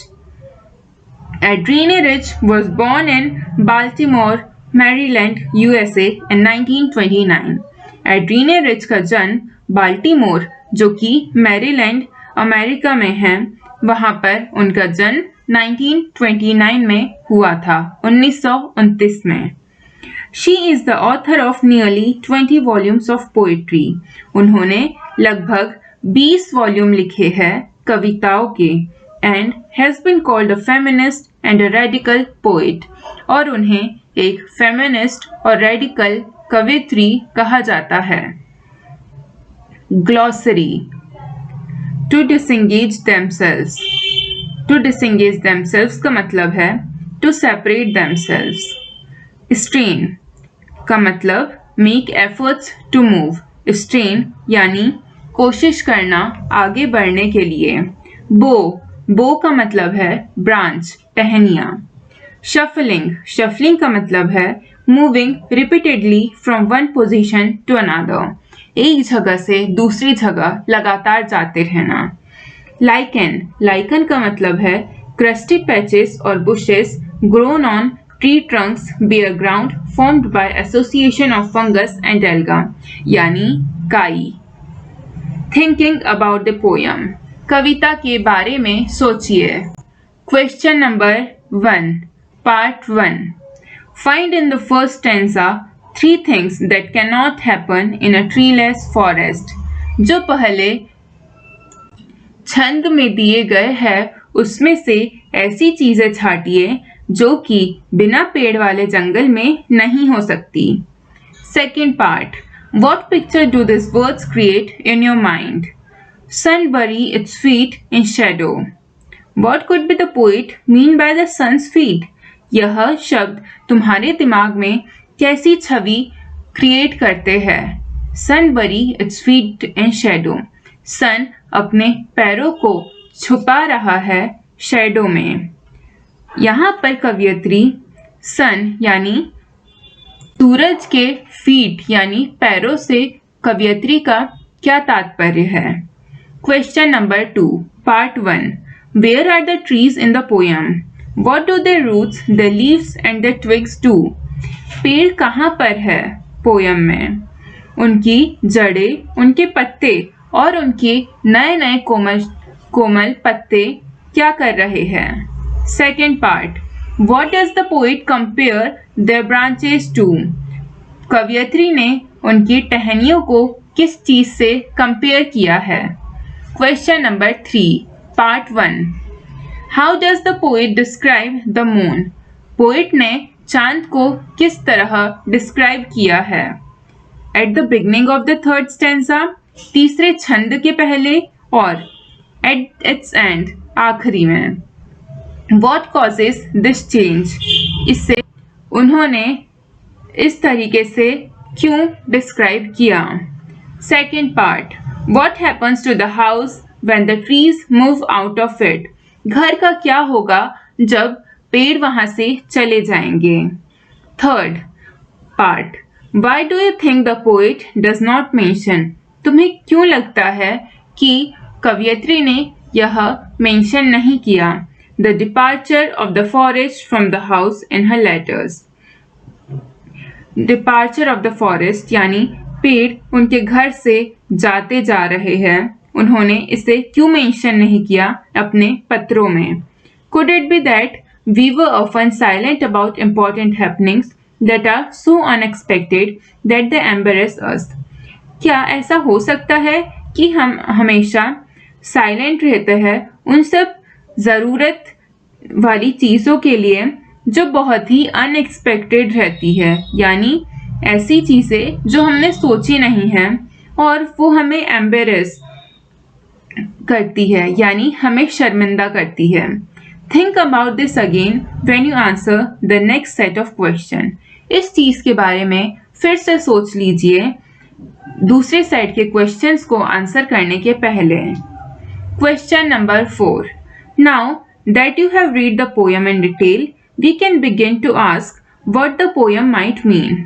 अब जब हमने कविता को अच्छे से पढ़ ली है, अब हम यह पूछना चालू करते हैं कि यह कविता का असल में मतलब क्या है। Here are 2 suggestions. Can you think of others? यहाँ पर 2 सजेशंस दिए गए हैं। क्या तुम इनके अलावा भी कोई सजेशन को सोच सकते हो? First part of the fourth question Does the poem present a conflict between man and nature? क्या यह पोएम प्रेजेंट करती है एक लड़ाई इंसान और नेचर के बीच में? Compare it with tiger in the zoo. इसे टाइगर इन द जू से कंपेयर कीजिए। Is the poet suggesting that plants and trees used for interior decoration in cities while forests are cut down are imprisoned and need to break out? क्या कवयित्री यह बताना चाह रही है कि पेड़ पौधे शहरों में डेकोरेशन करने के लिए लगाए जाते हैं लेकिन उन्हें जंगलों को काटा जाता है और जेल में बंद कर दिया जाता है? क्या इसे तोड़ने की जरूरत है? Second part On the other hand, Adrienne Rich has been known to use trees as a metaphor for human beings. और दूसरी तरफ एड्रीने रिच यानी हमारी कवयित्री ने पेड़ों को एक प्रकार लक्षणा के रूप में ह्यूमन बींग्स यानी इंसानों से कंपेयर किया है। This is a recurrent image in her poetry. यह इमेज पेड़ों की बार बार दोहराई गई है इस कविता में। What new meanings emerge from the poem if you take its trees to be symbolic of the particular meaning? और क्या क्या इमेजेस पेड़ों की बताई गई है अगर आप इन पेड़ों को किसी और चीज से रिलेट करना चाहे तो? Question number 5 You may read the poem on killing a tree by Gieve Patel. तुमने शायद यह कविता पढ़ी हो एक पेड़ को काटना, on killing a tree, by जो कि गिव पटेल ने लिखी है। Beehive textbook in class for class 9th NCERT, जो कि क्लास 9th की एनसीईआरटी की टेक्स्ट बुक बिहीव में दी गई है। Compare and contrast it with the poem you have just read, उससे जो आपने अभी तुरंत पोयम पढ़ी है उससे कंपेयर कीजिए और कॉन्ट्रास्ट कीजिए। Homophones, can you find the word below that are spelled similarly and sometimes even pronounced similarly but they have different meanings? Homophones कुछ ऐसे शब्द होते हैं जिनकी स्पेलिंग सेम होती है, जिन्हें पढ़ा भी सेम जाता है, लेकिन एक सेंटेंस में उन्हें अलग अलग जगह पर यूज करके अलग अलग मीनिंग निकाला जाता है। Check the pronunciation and meaning in the dictionary, उनका प्रोनाउंसिएशन और उनका मतलब डिक्शनरी में चेक कीजिए। The examples of some of the homophones are this, the dump was so full that it had to refuse more refuse, कचरे का ढेर इतना ज्यादा भर चुका था कि अब उसे रिफ्यूज करना पड़ा और ज्यादा कचरे को। In this sentence refuse is used twice, इस सेंटेंस में रिफ्यूज को 2 बार यूज किया गया है। When shot at, the dove dove into the bushes, जब गोली मारी गई तब बतख bushes में चली गई। In this sentence, dove is used twice. इस सेंटेंस में dove का यूज 2 बार किया गया है। The insurance was invalid for the invalid. यह इंश्योरेंस इनवैलिड है इनवैलिड पर्सन के लिए। In this sentence, invalid is used twice. इस सेंटेंस में invalid को 2 बार प्रयोग किया गया है।